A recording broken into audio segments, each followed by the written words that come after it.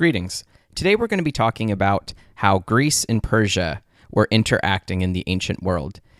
Now, the first thing that you should know is that Greece and Persia, if you look at them on a map, are very close to each other. And both of them were trading nations. Both of them were nations that were at war quite frequently.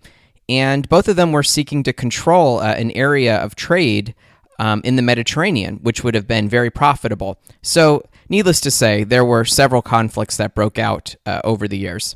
Now, when we talk about the Persians, we're going to focus on three people: Cyrus the Great, Darius, and Xerxes. They're all related. Cyrus the Great was the uncle to Darius, and then Xerxes was the son of Darius. There were actually a couple other Dariuses, but for this project, we're just going to focus on Darius the First.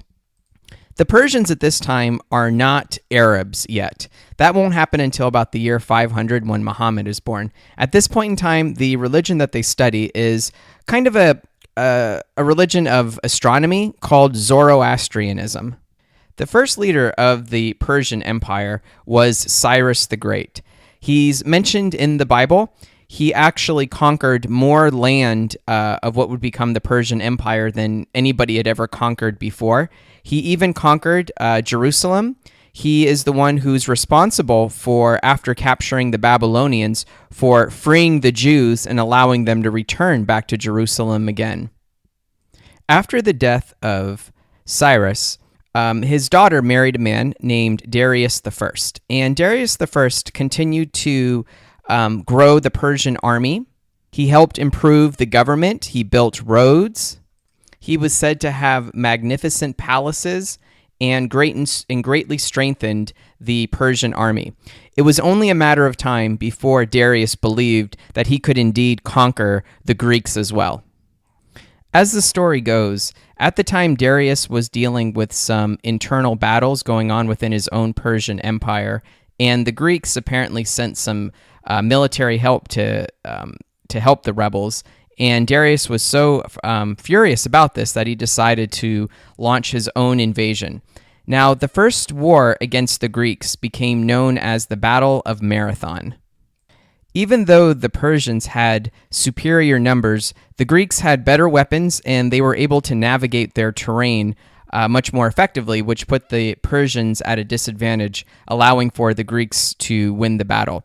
According to the legend, a messenger was sent from the capital of Athens down to Sparta to get some reinforcements for the war.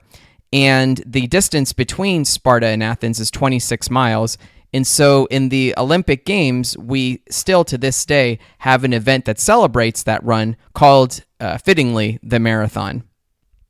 After the death of Darius, his son Xerxes decided that he was going to try to be successful where his father failed. He launched an attack into Greece, this time going through Sparta, the Battle of Thermopylae, or is commonly more popular known as the Battle of 300. The Persians were successful. They defeated the Spartans, but they took heavy losses.